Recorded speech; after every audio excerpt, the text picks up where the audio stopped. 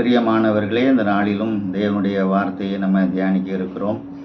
என்னாகமம் புஸ்தகம் 23ஆம் அதிகாரம் 23ஆம் வசனத்திலே வீதமாய் வேதம் சொல்கிறது, யாக்கோபுக்கு விரோதமான மந்திரவாதம் இல்லை, இஸ்ரவேலுக்கு விரோதமான குறி சொல்லுதலும் இல்லை.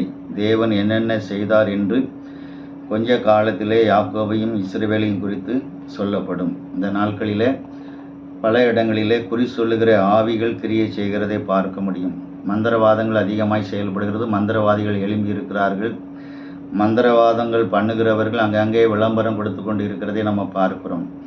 வசியம் பண்ணுகிற காரியங்கள், மற்றவர்களை கீழே விழத்தள்ளுவது, பில்லி சுனியம் எடுப்பது வைப்பது என்று சொல்லி விளம்பரப்படுத்தி அதிலே நிறைய கிறிஸ்தவர்களும் அடிமையாக இருக்கிறதை நம்ம நினைச்ச முடியும், பார்க்க முடியும். நம்ம ஒன்றை புரிந்து கொள்ள வேண்டும். நம்ம தேவனுடைய வார்த்தையின்படி நடக்கும்போது, கர்த்தரோடு கூட இசைந்த வாழ்க்கை வாழும்போது, நமக்கு விரோதமாக மந்திரவாதங்கள் வைத்தாலும் அது என்ன செய்யாது, பலிக்காது என்பதை நம்ம என்ன செய்ய வேண்டும், உணர்ந்து கொள்ள வேண்டும். இஸ்ரவேலுக்கு விரோதமாக அந்த மோவாபிய ராஜா பாலாக்கை கூப்பிட்டு என்ன செய்கிறாங்க, பிழையாமை கூப்பிட்டு என்ன செய்கிறார், மந்திரவாதங்களை வைப்பதற்கு முயற்சி பண்ணுற. மந்திரவாதங்கள்னால் என்ன அப்படின்னா, முடியாததை முடிய வைக்கிற ஒரு காரியம். தேவன் ஆசீர்வதிப்பார், அந்த ஆசீர்வாதத்தை கெடுக்கிற காரியங்கள் தான் மந்திரவாதங்கள்.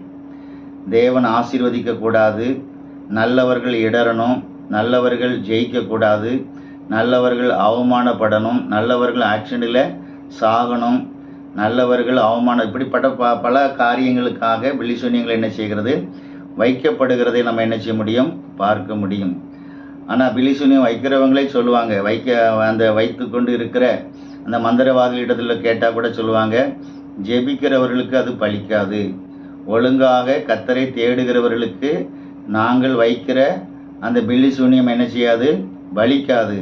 அப்படிப்பட்ட மக்களுக்கு நாங்கள் என்ன செய்வோம் என்று சொன்னால், ஆலயத்துக்கு போக விடாமல் பண்ணுவோம், ஜெபிக்க விடாமல் பண்ணுவோம், வேதம் வாசிக்க விடாமல் பண்ணுவோம், கடவுளை நெருங்க விடாமல் அவர்களை என்ன செய்வோம், கட்டி வைப்போம். அதன் பின்பு நாங்கள் இஷ்டப்படி அவர்களை என்ன செய்வோம், அவர்களை கீழே விழ தள்ளுவோம் என்று சொல்லி ஒரு மந்திரவாதி விதமாக நான் ட்ரெயினில் வரும்போது கூறிக்கொண்டிருந்தார். பிரியமானவர்களே, இந்த நாட்களில் நம்ம தேவனை விட்டு பிரிக்கிற காரியத்தில் கவனமாக இருக்க வேண்டும். ஜெபிக்கிற காரியங்கள், வேதம் வாசிக்கிற காரியங்கள், கர்த்தரை தொழுது கொள்ளுகிற காரியங்கள், கர்த்தரை தேடுகிற காரியத்தில் கவனமாக இருக்க வேண்டும். ஏன்னா பிசாசு முதல்ல செய்கிற காரியம் அதுதான். கர்த்தரை தேட விடாமல் பண்ணுவது, ஜெபிக்க விடாமல் பண்ணுவது, வேதம் வாசிக்க விடாமல் பண்ணுவது, அதன் பின்பு நம்முடைய வாழ்க்கையில் அவன் பாவத்தை உட்புகுத்த பண்ணி நம்மை சீரழித்து போடுகிறதை நம்ம என்ன செய்ய முடியும், பார்க்க முடியும். ஆக இஸ்ரவேலுக்கு எப்பொழுதும் கர்த்தர் துணையாகத்தான் என்ன செய்வார், இருப்பார். அப்போ இந்த மாதிரி காரியத்தில் தான் நம்ம கவனமாக இருக்கணும். அதனால் தினந்தோறும் ஜெபம் பண்ணுவதற்கு நம்ம என்ன செய்யணும், நேரத்தை வைத்து கொள்ள வேண்டும். ஜபிக்கிற நேரத்தை நம்ம என்ன செய்யணும், ஒழுங்குபடுத்தி கொள்ள வேண்டும். வேதம் வாசிக்கிற நேரத்தை ஒழுங்குபடுத்தி கொள்ள வேண்டும். கர்த்தருக்கு பிரியமான இடத்துல அவர் என்ன செய்யணும், தொழுது கொள்ள வேண்டும். நமக்கு எந்த சபையை வைத்திருக்கிறாரோ அந்த சபையில் போய் தேவனை என்ன செய்யணும், தொழுது கொள்ள வேண்டும் என்பதை நாம் அறிந்து கொள்ள வேண்டும். அப்படி நம்ம ஒழுங்காக தொழுது கொண்டு இருக்கும்போது பில்லிசூனியம் வச்சா என்ன ஆகும் அப்படின்னா, யார் வச்சாங்களோ அவங்களுக்கு அது என்ன செய்யும், திரும்பி போகும்.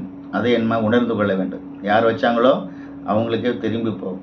அப்போ யார் நம்மளை சபிக்கிறப்போ, ஒரு சிலர் சபிக்க கூட செய்வாங்க. எப்படி சபிப்பாங்க, அந்த பாலாக்கு அப்படி தான் சொன்னார், நீங்கள் இஸ்ரவேல் ஜனங்களை என்ன செய்யணும், சபிக்கணும். நீங்கள் சபிச்சா சபிக்கப்பட்டு போவார்கள், நீங்கள் ஆசீர்வதித்தா ஆசீர்வதிக்கப்பட்டு போவார்கள் அப்படின்னு சொல்லியிருந்தாங்க.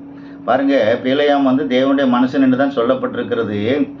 ஆனாலும் அவன் தேவனுடைய மக்களுக்கு சப்போர்ட் பண்ணாமல், தேவனுடைய மக்களுக்கு ஆதரவு தெரிவிக்காமல் அவன் என்ன செய்கிறான், தேவனுடைய பிள்ளைகளுக்கு விரோதமாக இருக்கிறவர்களோடு கூட சேர்ந்து கொண்டபடியினாலே கர்த்தர் அவனுடைய ஜெபத்தை அதமாக்கி போடுகிறார். அவனுடைய காரியத்தை அதமாக்கி போடுகிறார். அவனுடைய பெயரை கெடுத்து போடுகிறதை நம்ம பார்க்க முடியும். ஒரு இன்னைக்கு தேவ பிள்ளைகளாக கூட இருக்கலாம். நீங்கள் யாருடைய பட்சத்தில் இருக்கிறீர்கள் என்பதை உணர்ந்து கொள்ள வேண்டும். 1 யோவான் 1ஆம் அதிகாரம் 3ஆம் வசனத்தில் வாசிக்கும்போது, நீங்கள் எங்களோட ஐக்கியம் உள்ளவர்களாகும்படி நாங்கள் கண்டும் கேட்டும் இருக்கிறதை உங்களுக்கு அறிவிக்கிறோம். எங்களுடைய ஐக்கியம் பிதாவோடும் அவருடைய குமாரனாகிய இயேசு கிறிஸ்துவோடு கூட இருக்கிறது என்பதை அங்கு யோவான் சொல்லுகிறதை நம்ம பார்க்கிறோம். யோவான் சுவிசேஷகர் சொல்லுகிறதை பார்க்கிறோம். அப்போ நம்ம தேவனோடு கூட ஐக்கியப்பட வேண்டும். தேவனோடு கூட ஐக்கியப்பட்ட பிள்ளைகளோடு கூட ஐக்கியமாக இருக்க வேண்டும். கர்த்தருடைய பிரசன்னம் இருக்கிற இடத்தை வாஞ்சிக்க வேண்டும். இப்படி நம்ம வாஞ்சித்து நம்ம செயல்படும் பொழுது நமக்கு விரோதமாக நடக்கிற பில்லி சூனியங்கள் பலிக்காது. நமக்கு விரோதமாக யாரை கூட சபிக்க கூட செய்வாங்க. நம்ம கஷ்டத்தில் இருக்கும்போது சபிப்பாங்க. நான் கூட பார்த்துருக்கேன். நிறைய கடன் பிரச்சனைகள் இருக்கும் பொழுது ஒரு ஊழியக்காரர் கூட சொன்னார், நீங்கள் இயேசுவெல்லாம் தேடிலாம் ஒரு பிரயோஜனம் கிடையாது. நீங்கள் கடன் அடைப்பதற்கு எதையாவது விற்று அந்த கடனை என்ன செய்யுங்க, அடைங்க. நான் அவர்கிட்ட சொன்னேன், கர்த்தர் எனக்கு கடனை என்ன செய்வார், அடைப்பார் அப்படின்னு சொல்லும்போது அவர் இந்த மாதிரி வார்த்தைகளை என்ன செய்கிறார் சொல்லுகிறார்.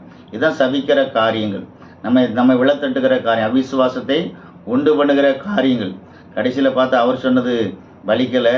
கர்த்தர் அந்த விசுவாசத்தை கனப்படுத்தி கடன்களை அடைக்க கிருபை தந்தார். பிரியமானவர்கள், பிரியமானவர்கள், கர்த்தரை நம்ம கனப்படுத்தும் பொழுது கர்த்தர் நம்ம என்ன செய்கிறார், ஆசீர்வதிக்கிறார். இன்றைக்கி நீங்கள் வறுமையாக இருக்கலாம், இன்றைக்கி நீங்கள் சோர்ந்து போய் இருக்கலாம்.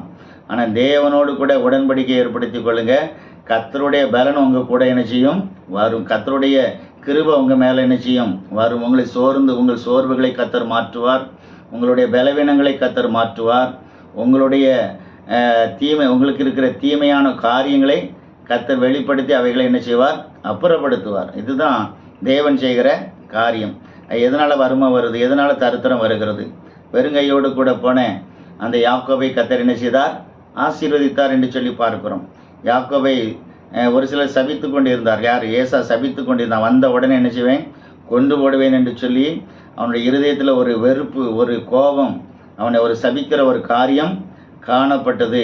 அந்த தடைகளை மீறி தேவனோடு கூட அந்த பெத்தேலுங்கிற இடத்துல ஒரு ஒப்புரவாகும் பொழுது கர்த்தர் அவனை என்ன செய்கிறார், ஆசீர்வதிக்கிறார். நீர் என்னை ஆசீர்வதித்து உண்ண உணவு உடுக்க உடை கொடுத்தால் இந்த இடத்துல நான் ஒரு பலிபீடத்தை கட்டுவேன், நீ தருகிற எல்லாவற்றிலும் உமக்கு தசம பாகங்களை செலுத்துவேன் என்று சொல்லி உடன்படிக்கை பண்ணிக்கொண்டு அவன் வெறுங்கையோடு கூட யோர்தானை கடந்து லாபான் இடத்துல போகிறான். கர்த்தர் அவனை ஆசீர்வதித்து 2 பெரிய பரிவாரங்களை கொடுத்து மேன்மைப்படுத்துகிற பிரியமானவர்களே. பிரியமான இந்த நாட்களில் உங்களை நிறைய பேர் சபிக்கலாம், நிறைய பேர் உங்களை வேதனைப்படுத்தலாம், துன்பப்படுத்தலாம். நீங்கள் அழிஞ்சு போயிடுவீங்க, விளங்க மாட்டீங்கன்னு சொல்லலாம். ஆனால் கர்த்தர் உங்களை ஆசீர்வதிக்கிறவராக இருக்கிறார். கர்த்தர் உங்களை நடத்துகிறவராக இருக்கிறார். உலகம் உங்களை கைவிட்டாலும் தேவன் ஒருபொழுதும் உங்களை கைவிடவே மாட்டார். உங்கள் குடும்பத்தில் இருக்கிற எல்லா சாபங்கள் விலகி போய்விடும்.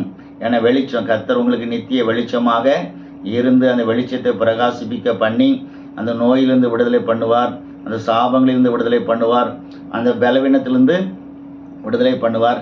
நிச்சயமாகவே கர்த்தர் நம்ம என்ன செய்வார், ஆசீர்வதிப்பார். God bless you. கர்த்தர் இந்த நாளை உங்களுக்கு ஆசீர்வதித்து தருவாராக. ஆமீன், ஆமீன், ஆமீன். God bless you.